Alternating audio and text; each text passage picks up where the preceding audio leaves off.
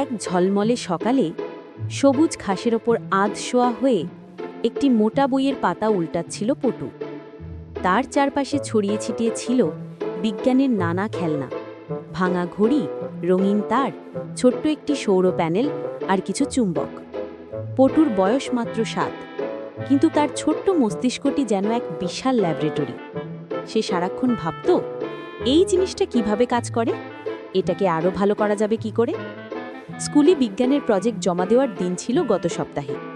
পটু একটি চমৎকার মডেল বানিয়েছিল, কিভাবে একটি ছোট্ট টারবাইন বাতাস থেকে বিদ্যুৎ তৈরি করতে পারে। তার বন্ধুরা তো অবাক, কেউ কেউ বলেছিল, ইস, যদি আমরাও এমন দারুণ কিছু বানাতে পারতাম।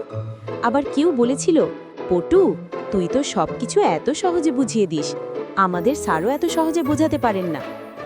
বন্ধুদের কথাগুলো পটুর মনে ঘুরপাক খাচ্ছিল। সে দেখল ক্লাসের অনেকেই বিজ্ঞানের প্রজেক্টে একটা বিশাল বোঝা মনে করে।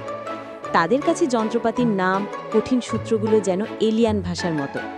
কিন্তু পটুর কাছে বিজ্ঞান মানে তো ম্যাজিক, যেখানে সামান্য চেষ্টা আর বুদ্ধি খাটিয়ে কত অসাধারণ জিনিস বানানো যায়। হঠাৎ পটুর চোখ পড়ল তার বাবার ল্যাপটপের দিকে, যেখানে ইউটিউবে একটি কুকিং চ্যানেল চলছিল। পটুর মাথায় একটা নতুন ভাবনা ঝলসে উঠল, ঠিক যেন একটা নতুন আবিষ্কার। ইউটিউব!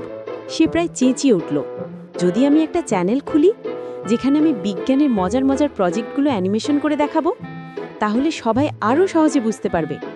সবাই দেখবে বিজ্ঞান মোটেই কঠিন নয়, বরং অনেক মজার। সেই দিনের পর থেকে পটুর নতুন প্রজেক্ট শুরু হলো।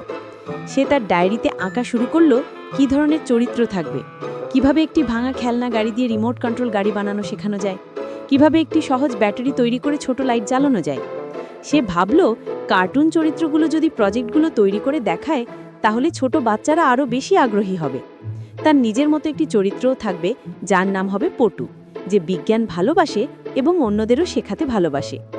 সে তার বাবা মাকে তার এই আইডিয়াটা জানালো। প্রথমে তারা একটু অবাক হলেও পটুর চোখে স্বপ্নের ঝিলিক দেখে তারা রাজি হয়ে গেল। বাবা তাকে ল্যাপটপে অ্যানিমেশন সফটওয়্যার ব্যবহার করা শেখালেন, মা তাকে গল্পগুলো গুছিয়ে লিখতে সাহায্য করলেন।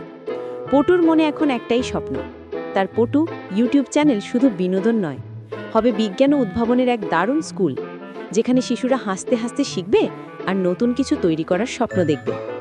সে জানে এই পথটা সহজ হবে না, কিন্তু প্রতিটি নতুন আবিষ্কারের মতোই এই চ্যানেলটিও একদিন অনেক মানুষের কাজে আসবে।